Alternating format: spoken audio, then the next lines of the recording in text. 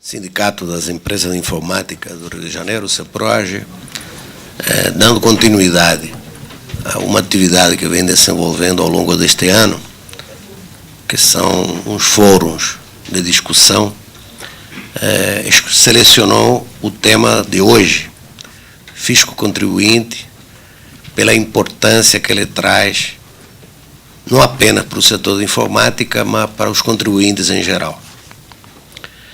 Há quase 40 anos atrás, eu me lembro que na introdução dos computadores no país, na época, computador era alguma coisa, chamava ainda de cérebro eletrônico naquela época, poucas empresas começavam a utilizar o computador, mas naquela oportunidade havia uma grande discussão sobre a necessidade de integrar os sistemas que eram desenvolvidos e os sistemas do fisco, tanto do fisco federal como do fisco estadual, da Previdência, enfim, dos vários órgãos de governo que tinham que interagir com os sistemas privados, digamos assim, da sociedade em geral. Os sistemas eram absolutamente autônomos e havia uma grande papelada, ou seja, então havia um absurdo que na época os sistemas começavam a se mecanizar, seja desde a emissão da nota fiscal, a contabilidade, a folha de pagamento, etc. E os sistemas do fisco, em geral, eram manuais, então eram dezenas de formulários que tinham que ser preenchidos, etc.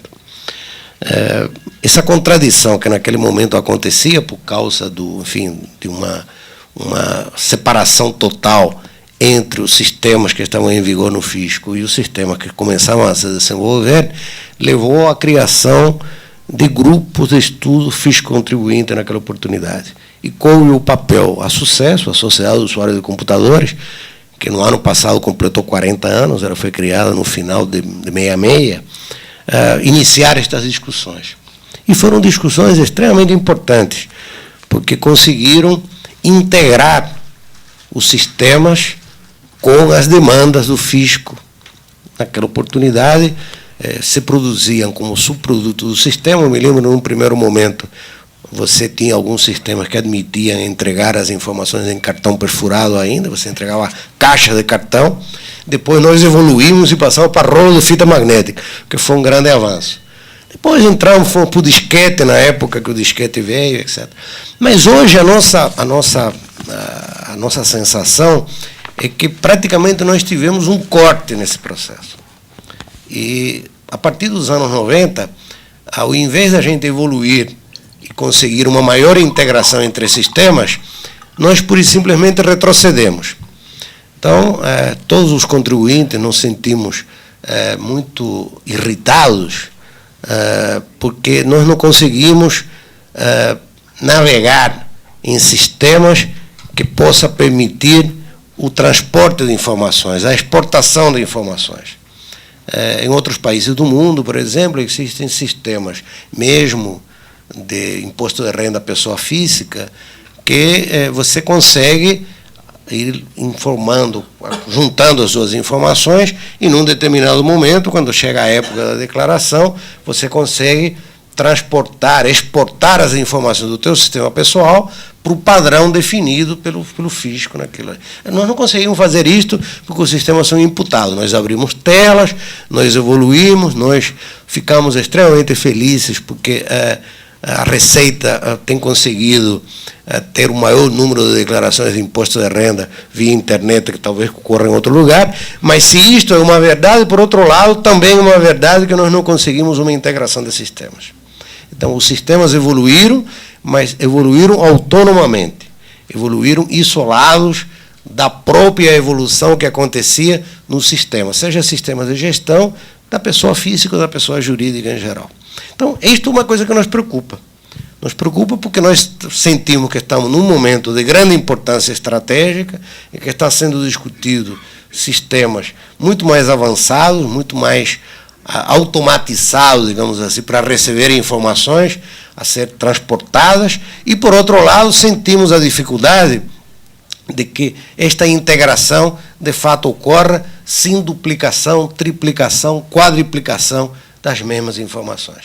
E se a gente fizer um levantamento, provavelmente na plateia, nós vamos ter aqui um resultado geral da reclamação de que o pessoal tem que repetir informações que são semelhantes, etc., pela falta de integração desses sistemas. Acho que nós encontramos num momento crucial. É obrigação do contribuinte prestar as informações ao fisco, ninguém tem a menor dúvida quanto a isto, e muito pelo contrário.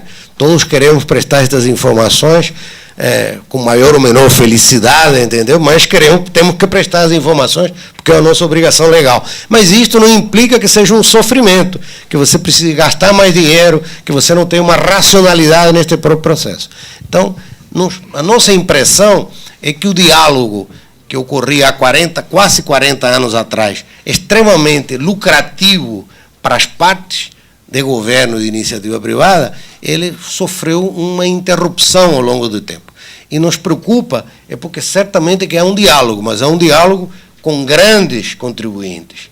Mas a grande maioria de contribuintes deste país são pequenos contribuintes, são contribuintes de porte pequeno ou médio, e são esses contribuintes que têm mais dificuldade e que precisam racionalizar os seus custos nesta relação.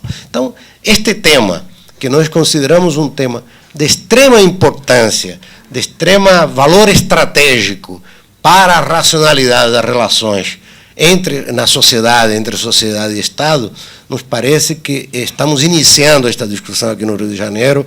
No âmbito do Rio de Janeiro, pelo menos, nós estamos iniciando hoje.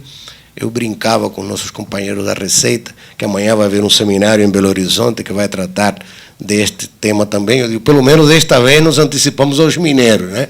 Conseguimos fazer o evento primeiro no Rio de Janeiro, que foi absolutamente casual, porque nós promovemos isto há muito tempo, nem sabíamos que ia ter esse evento em Belo Horizonte. Mas, de fato, estamos discutindo, temos aqui uma representação significativa da nossa Receita Estadual do Rio de Janeiro. Isto é um passo muito importante, porque nós entendemos que precisamos que este diálogo a nível nacional, que tem ocorrido, seja a nível do CONFAS, seja a nível da Receita Federal, ela tem que ocorrer a nível dos fiscos estaduais. Então, o diálogo com a Secretaria da Receita no Rio de Janeiro é de extrema importância, e temos plena convicção que deste seminário, deste fórum que estamos realizando hoje, nós vamos caminhar para que no Rio de Janeiro, em um tempo muito curto, nós consigamos resultados extremamente importantes e significativos. Eu me lembro que há anos atrás também, quando a gente falava do sistema de ICM do antigo estado da Guanabara, ele era modelo para qualquer estado e para qualquer lugar. As relações fisco-contribuinte no antigo estado da Guanabara, eram extremamente estratégicas, modelares, inclusive. Então, nós precisamos, de fato, que desta discussão que nós vamos ter hoje, nós consigamos começar a trilhar um caminho de diálogo e de construção comum de algo que seja extremamente positivo para todos nós. Nós temos aqui a presença do Dr. Eudaldo Almeida Jesus, que é o coordenador-geral do Encontro Nacional dos Administradores Tributários Estaduais e superintendente da Administração Tributária do Estado da Bahia. Ele é responsável pela implantação do projeto da nota fiscal eletrônica a nível nacional, da nota NFE, e em parceria com a Receita Federal. E temos aqui à minha esquerda, e temos aqui à minha direita o doutor Carlos Susumo Oda, auditor fiscal da Receita Federal, e ele é o supervisor geral do Sistema Público de Escrituração Digital, SPED, que eu tenho a impressão que nós vamos ouvir falar bastante ao longo dos próximos tempos, até pela interação com os vários sistemas. Nós vamos, neste primeiro painel, ouvir os dois. Nós vamos ter uma primeira parte em que eles farão as suas exposições, depois nós teremos uma interrupção, uma breve interrupção, e faremos as perguntas da plateia aos dois palestrantes. E depois teremos, após o coffee break, um painel com a presença do presidente do Sindicato das Empresas de Contabilidade e o diretor técnico de uma empresa associada à nossa, de sistema de gestão, que vai nos trazer o seu depoimento e suas dúvidas, os seus questionamentos sobre o tema.